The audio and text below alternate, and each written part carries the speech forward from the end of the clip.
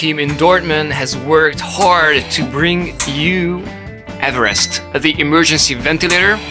Here it is, ladies and gentlemen. Let's explore the modes a bit. So, on this display you can set up a couple of different things.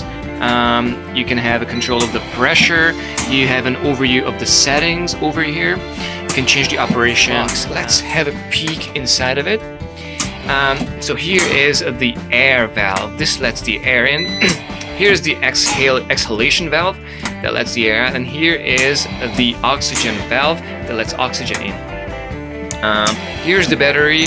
Here is the microcontroller, and here is the Raspberry Pi that's steering the visual display.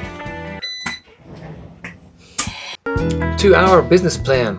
We are confident that we could build over 1,000 ventilators within the first 4 months. Based on these numbers, we project that with a 50,000 euro seed, the cumulative profit could reach 1.5 million euros within 4 months with the sale model and over 1 million euros with a subscription model. Our public customers would be hospitals and public health agencies. We would offer either a subscription-based or an ownership model. Private customers could benefit from a per-day or a per-treatment subscription model. Soon, EVEREST could be saving hundreds of lives weekly.